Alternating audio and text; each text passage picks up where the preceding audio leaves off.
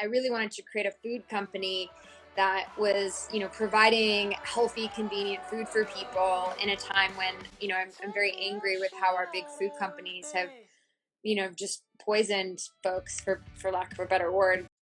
Hello and welcome to the Ocean Impact Podcast. I'm your host, Tim Silverwood, and our guest on the podcast today is Courtney Boyd Myers, otherwise known as CBM, who's the co-founder and the CEO of AKUA. Now, we know how much our Ocean Impact Organisation community loves podcasts about seaweed. We see that in the metrics, and this is another one. So, Courtney and the team at AKUA have been pioneering how to tap into kelp, or sea greens as they like to call them, as new healthy food sources to feed the planet. Their product range started with Kelp Jerky back in 2017 that launched with a successful crowdfunding campaign. And they've since evolved the business to look at the non-meat burger industry. So the first ever Kelp Burger has been launched by AKUA. It launched with a crowd equity raise that was over $1 million, very successful, and they're now getting their product into supply chains across the US, and I dare say the world is set to follow. Very exciting to talk to these guys over Instagram Live and get a glimpse at Courtney's unique career and where this innovative startup is heading next. Quick update on the Ocean Impact Pitch Fest. Less than 1 week to go. So if you've applied and you're working on your pitch video, just make sure you've submitted that by Tuesday, the 28th of September, 2021. If you haven't applied yet, still time. Just make sure you get a wriggle on. Doesn't mean it's going to be that long until we actually start to share with you the shortlisted finalists. That will become available on the 12th of October. So stay tuned for that. And obviously, winners announced on the 4th of November, 2021. Thanks for everyone who's supported the campaign, who's sent in their submissions, who've shared it around. It is going to be an absolutely cracking result this year. Thanks as always for tuning in to the Ocean Impact Podcast.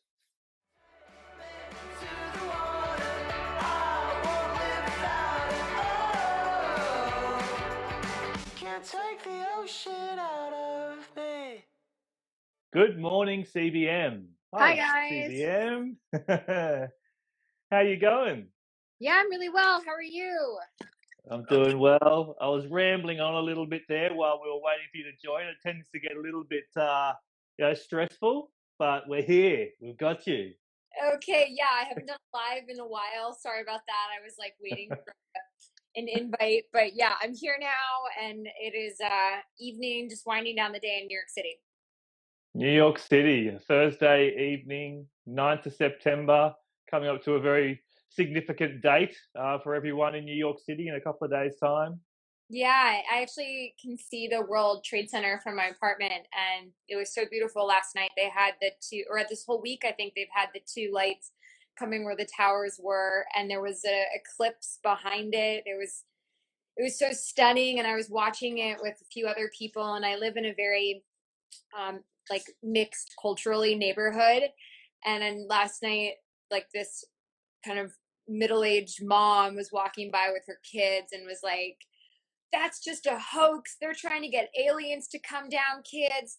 You just remember everything you learn in America is a sham." And I was just like, whoa. It was so intense. And me and all these other people were there, kind of observing what a tragedy this had been. And yeah, it was just very weird. So we live in a crazy world.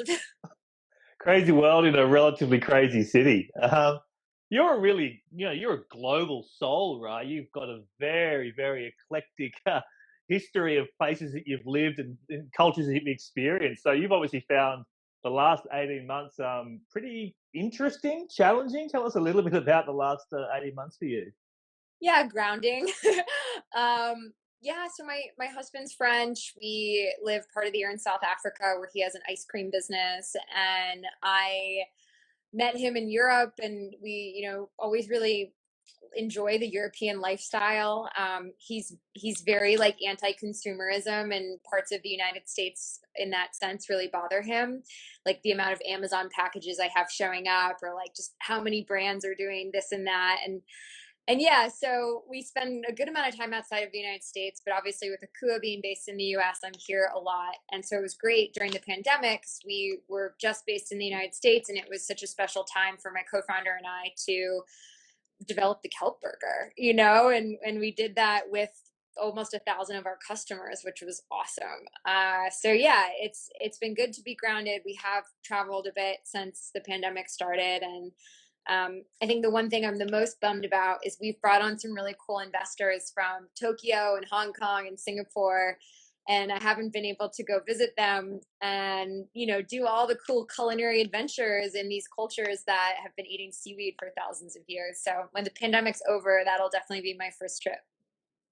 I was talking about this yesterday with my co-founder at Ocean Impact Org, Nick Shirelli, and saying how it's. I mean, we engage a lot with philanthropists, and the standard approach would generally have been you've got to go and press the skin and do those face-to-face meetings with investors, with philanthropists to seal that deal, to strengthen that relationship. But we were sort of reflecting on how remarkable it actually has been to facilitate deals without that face-to-face contact. Has that surprised you, the ability to go virtual and make these transactions? Yeah, absolutely. I mean, I'm a real in-person type of person. Like I have infectious energy. I'm really excitable. And so like trying to get that across over Zoom is really hard. And we were fundraising at the very beginning of the pandemic. And I just was like, screw it, I give up. And so that's why we leaned into equity crowdfunding, which, was just such an amazing platform to bring in money for AKUA. And, you know, but we just finished another round of funding, our seed round, and I'd say, yeah, at least 75% of the investors that came in, I just did Zooms with them, and I've never met them in person. So that's wild, especially when you're writing like $1 million check to someone and you haven't spent a considerable amount of time in person with them. But yeah, I mean, we put out our personas online. I think those are even more important now, and people are watching what we're doing on Instagram. And I think the business, how it portrays itself online, like all these things are much more watched as a result of not being in person with some folks. Yeah, I get the impression you do a pretty good job of creating a digital persona, and like I said before, your energy and enthusiasm is pretty intoxicating. So you're obviously doing a lot right. So let's go back a little bit. So opening up to our listeners, just tell us, I guess, a little bit more about you and maybe where this sweet spot formed, where you realised you could actually make a positive impact on the ocean, on the climate through seagreens. Yeah, I was a woman born in the 80s, so I always wanted to be the Little Mermaid. And I was a professional swimmer, or at least in college. And I've always loved the oceans. I'm a kite surfer. But I didn't start AKUA thinking I want to create a company around ocean impact. I was more general than that.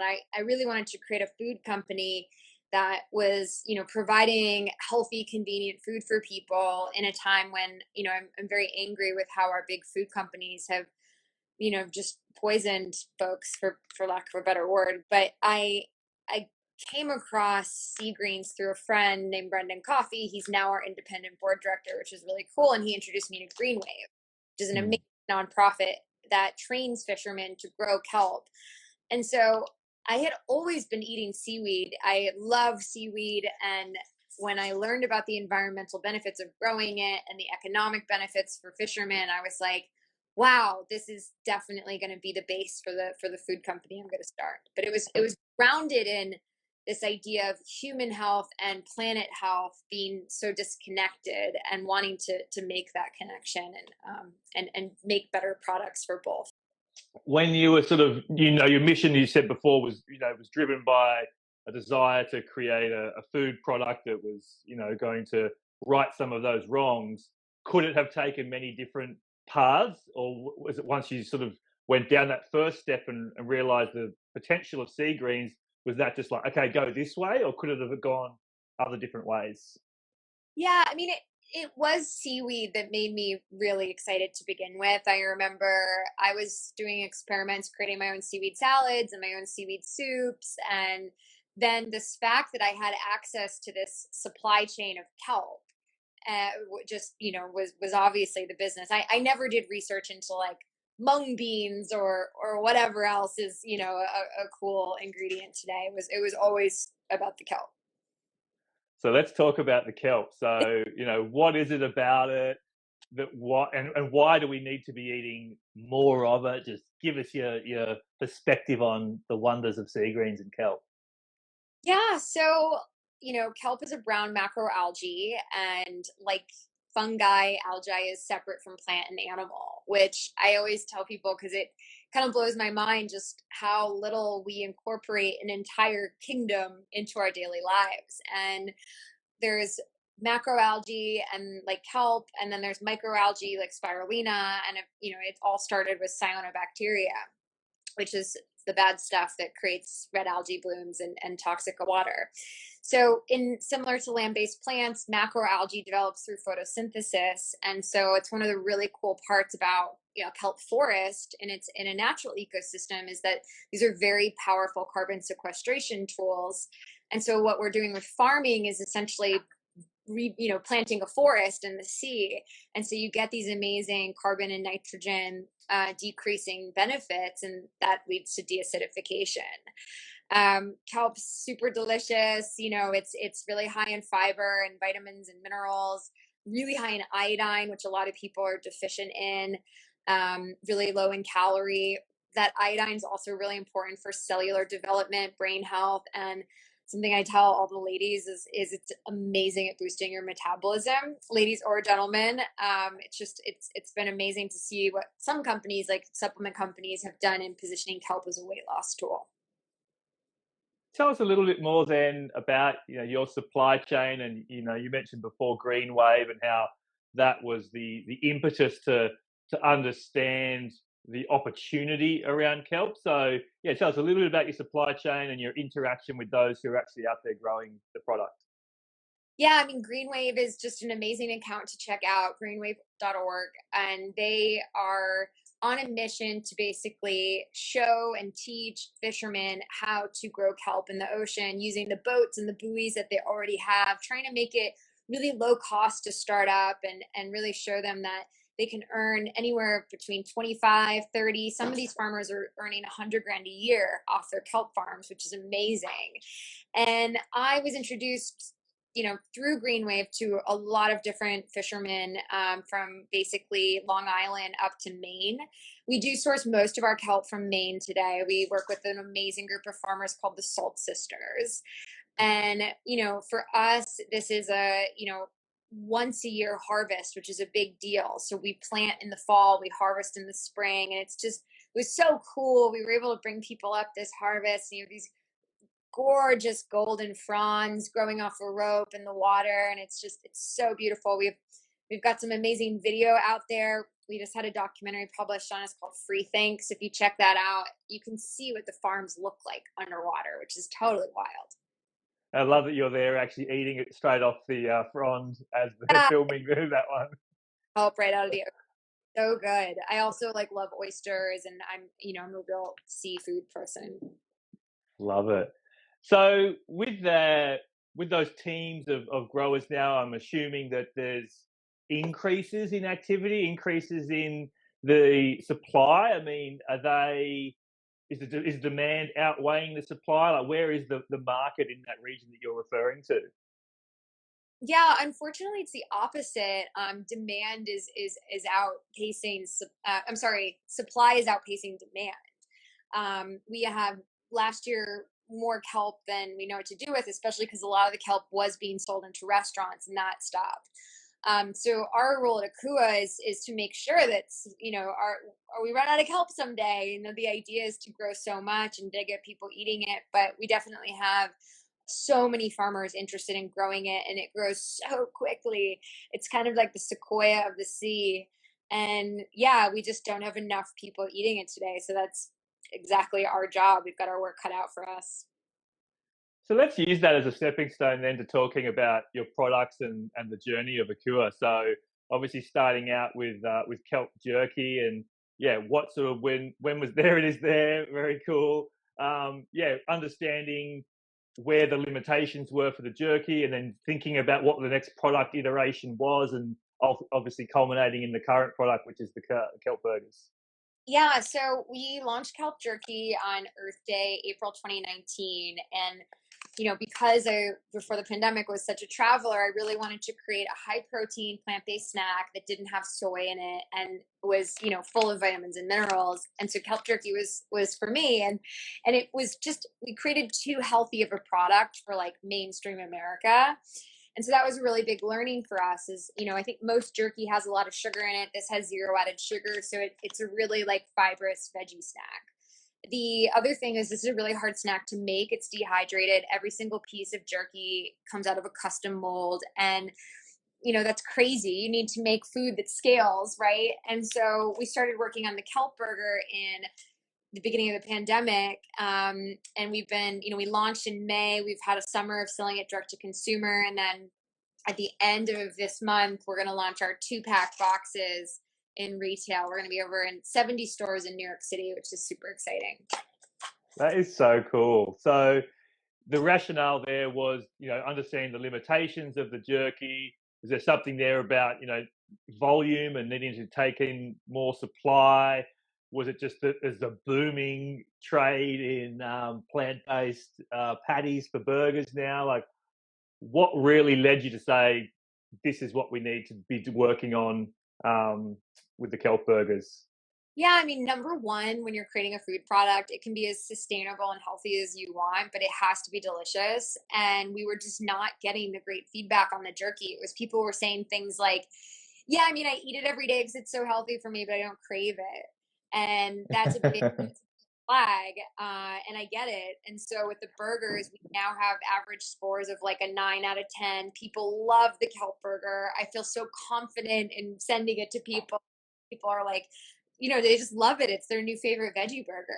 And so, the product's what has enabled us to raise this cash. And now it's just about execution and team.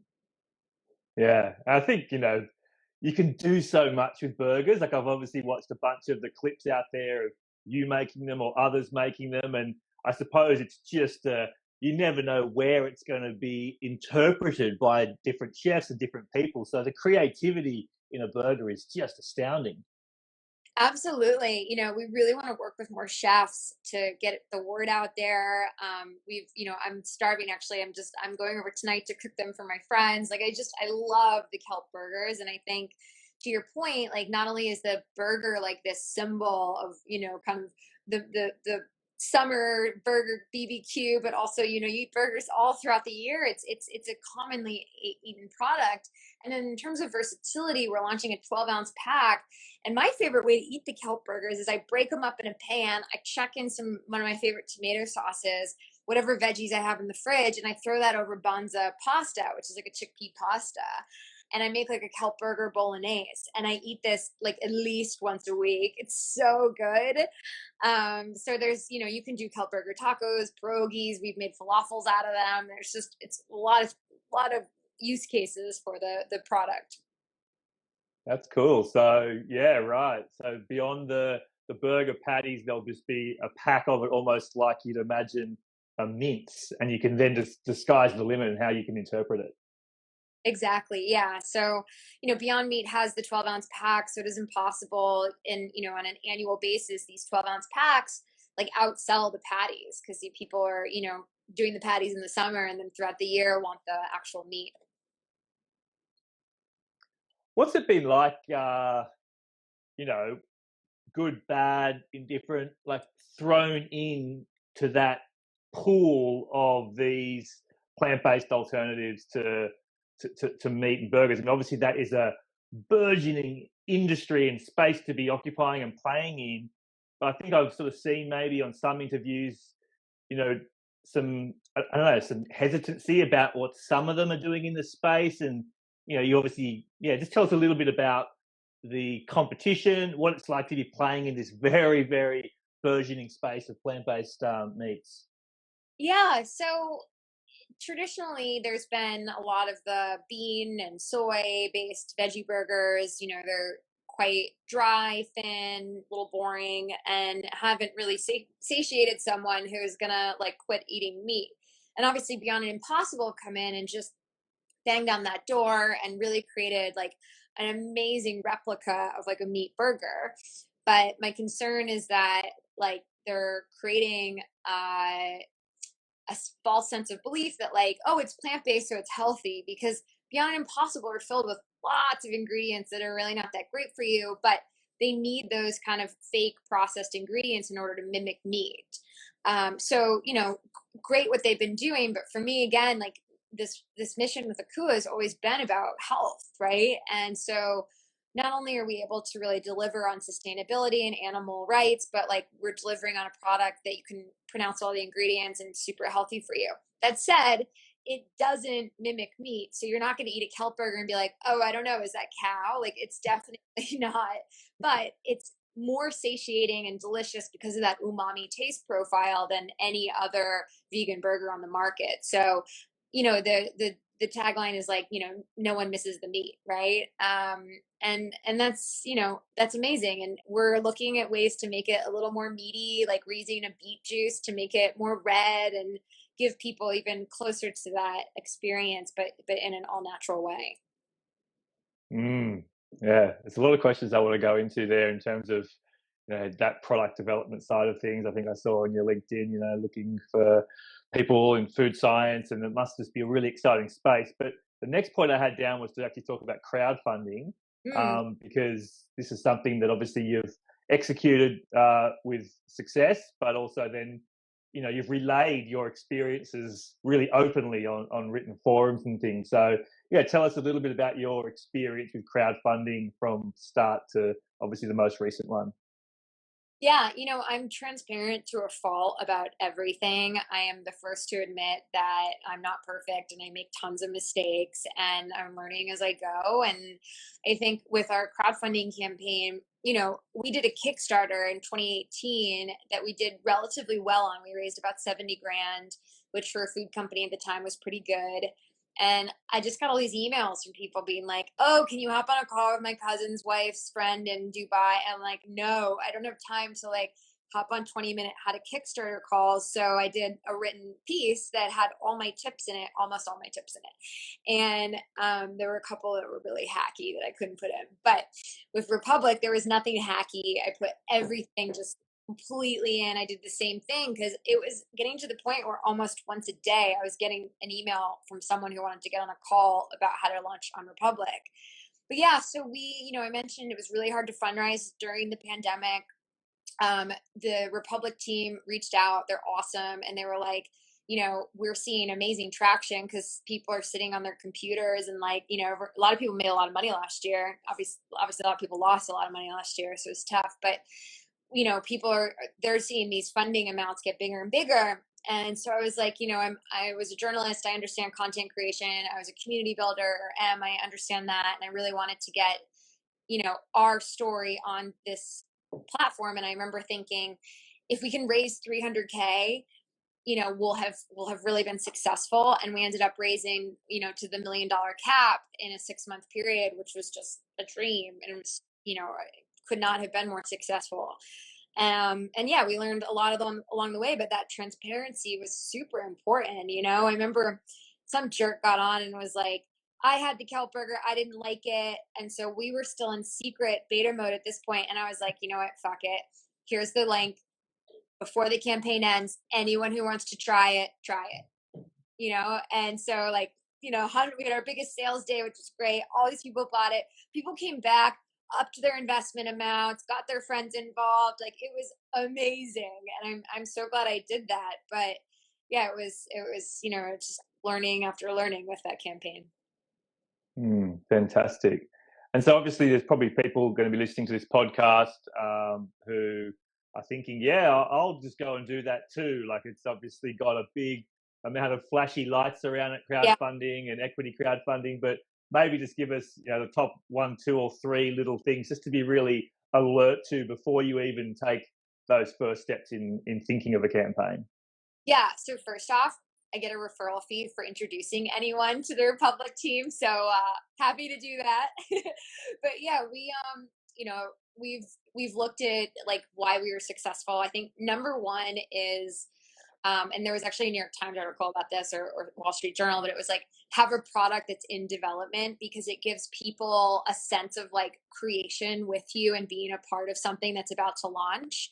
So that was huge. I think if like the Kelp Burger was already in stores, like it wouldn't have had the same build up.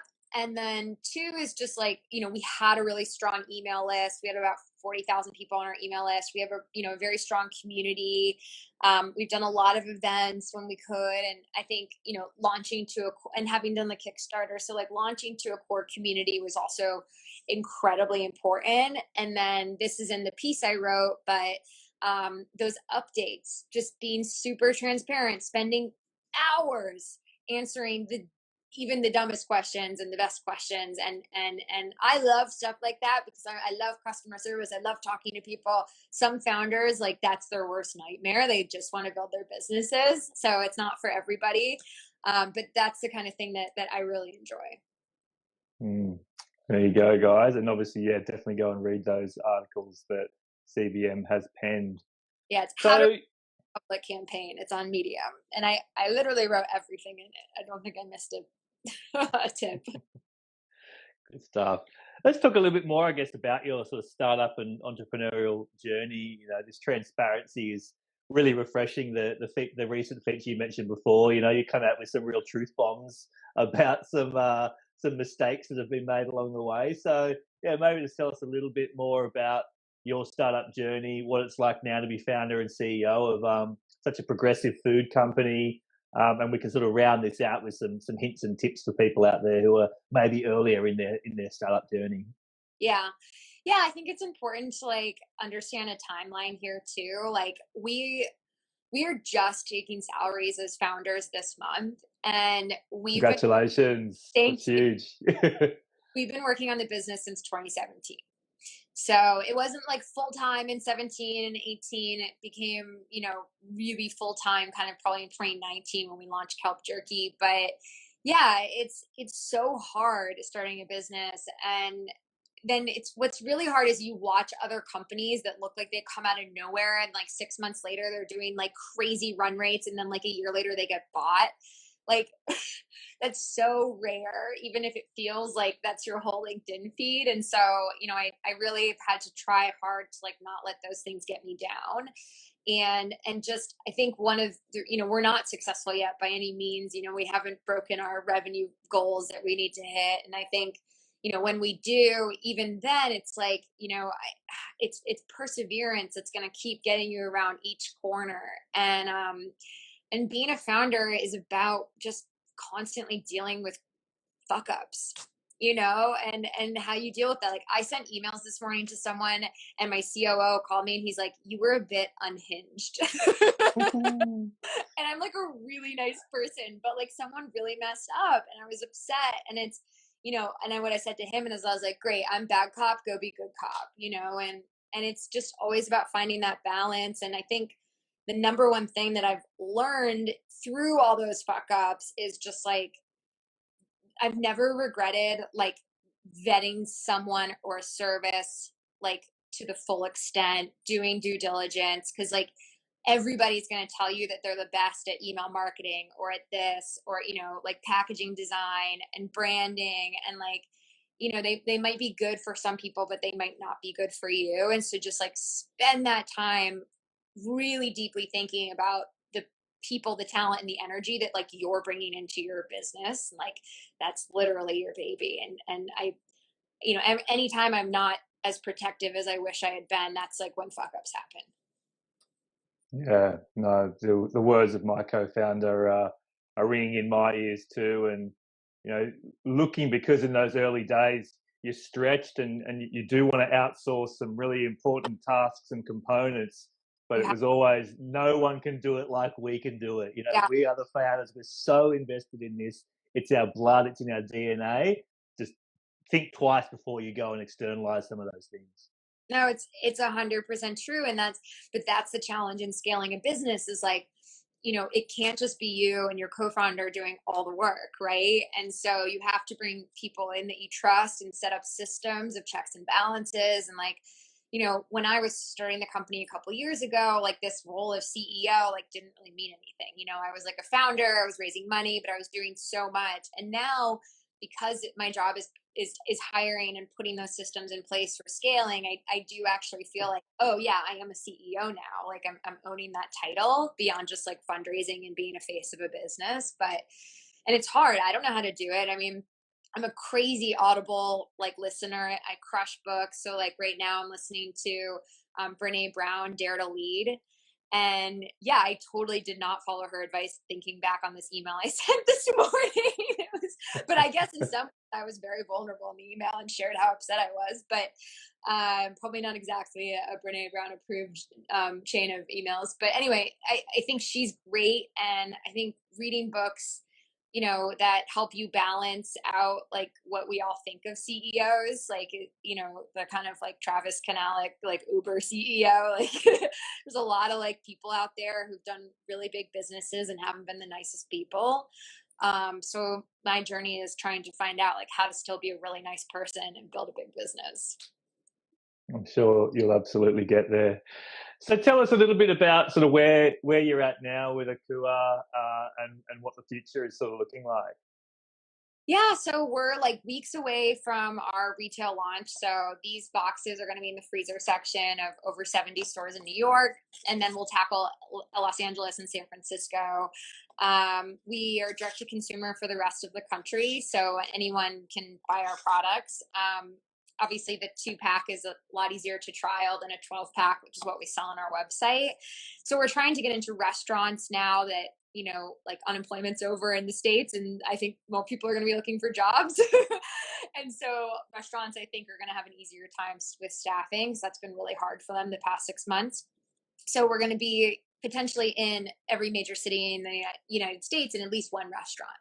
And my goal is to have us in restaurants where you can, walk in and walk out in under $10, try a Kelp Burger. And then you can love it and try it to buy it online or buy it online.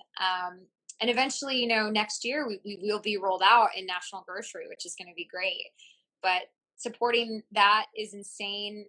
For those people getting into retail, they know it's sales teams, it's brokers, it's merchandisers, it's distributors, it's sampling teams. I mean, it's a multi-layered system for basically like extremely small margins on a honest business. But we love what we do, and we're just very excited to make Kelp the next big thing in food. And I'm excited too, and obviously looking forward to the day when you cross the Pacific and we find it on our shelves in Australia and other parts of the world, which I'm sure is in the charts for the future. It definitely is. I mean, you guys have great kelp over there, and so I think we'll start watching for the ocean farming to kick off. And we're I think the difference between AKUA being a big brand and a huge brand is what we do globally, and especially Asia, where we don't have to educate people on eating seaweed. Like that's like a huge part of our business that we don't need to spend money on. And then it's just kind of like showing them in this cool form factor, Kelp Burger. So I'm excited to get over to Tokyo and do pop-ups over the next couple of years. And of course, all of our future products, like, so after the Kelp Burger, we're going to be doing a kelp vegan crab cake, which is going to be awesome and something that we are excited to launch next summer. Well, I tell you what, we're in the middle of our second Ocean Impact Pitch Fest, and there is a lot of applicants coming in from seaweed related projects. I just saw the Sustainable Ocean Alliance, Ocean Solutions Accelerator, a number of seaweed startups involved with that one too. Every time we talk about seaweed projects at Ocean Impact Organisation, our community goes mad for it. So it's got a rich future. It's just there's obviously still plenty of barriers to overcome to get things to scale, particularly in those markets where you do have to have a big exercise in engaging and educating the public to start consuming more of it. Yeah. No, I'm happy to hear that. I think Australia is going to be a big market for us, so we'll get over there too. And the more people helping this industry, the better, because there's so many inefficiencies that still make it very expensive. Like our Kelp burgers, they're about $4 a patty, and the majority of that cost is coming from our kelp. because it's still expensive to grow, it's expensive to process, expensive to ship. So you're going to see so many efficiencies when more people are in the industry that'll help bring costs down. And that's really the big goal with food, right? Is just making healthy food affordable. So exciting to hear that you're seeing that with the Ocean Impact community. And we love Sustainable Ocean Alliance. They just invested in our latest round. So we're yeah, they're our best friends. Yeah, it's such an amazing community. I mean, I'm only a relative newbie to the ocean innovation global community a couple of years in, having been so embedded in the plastic pollution community, which obviously is, Yeah. sits parallel. But I just, every day going to work, running these podcasts is just a joy because I just have a spring in my step with this inspiration that percolates everything. Yeah, I hear you. Anything else you'd like to talk about before we wrap things up? Some subject areas that we haven't touched on yet, and if not, you can sort of round out with some tips on where people can find out more and follow the journey.